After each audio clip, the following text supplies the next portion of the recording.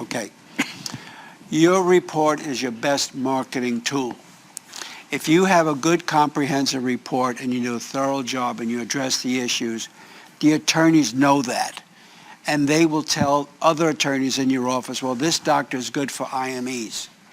And then other attorneys know that, especially if you give a deposition, even the opposing attorney will know what kind of a job you did. So your report has to be thorough.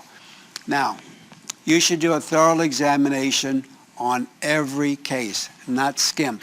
Let me tell you why. When I was a treater, I got a consultation on the psych unit to do an evaluation. Patient couldn't walk. Okay, reviewed the chart. I examined her. She couldn't feel from here down. She had spasticity. She had hyperreflexes at the knees and ankles. She had bilateral clonus of the ankles. Okay, she had a spinal cord tumor. So I wrote that up. I dictated it. Got back to the office. Then I called the psychiatrist. Jack, thank you for the referral. He says, yeah, Tony, can you help her? I says, no, she's got a spinal cord tumor. Oh, what?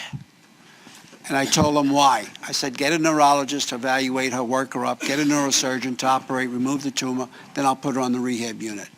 And Jack, don't let it slide. Don't worry, I won't. That's exactly what she had. Because I knew my office manager, her husband, was a surgical assistant. And he knew about the case coming to surgery. And they got to talk. Well, who found it? Well, Tony Dorta, the physiatrist, found it. Okay? So the moral of the story is do a thorough examination each time. Don't skimp.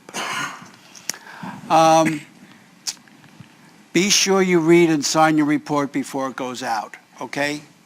No rubber stamps sent out to expedite delivery of it without reviewing. Don't do that. It looks cheap. Have good matching stationery envelope, preferably other than white, because if your report is in a bunch of stacks of other documents, they could pull it out right away if it's a different color. Listing in professional directory, seek the American Board of Independent Medical Examiners, IME. Now, when it says American Board, it's not an ABMS board. That's just the name.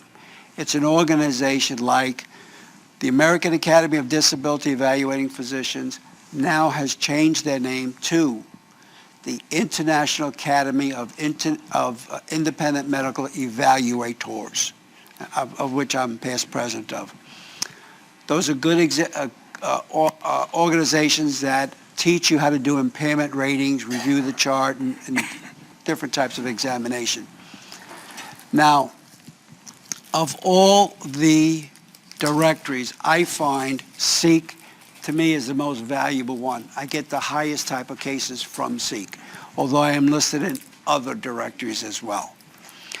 Now, also with the IME and with the International Academy of Independent Medical Examiners, you take the course, you take an examination, you pass it, you get a certificate. That adds to your credentials.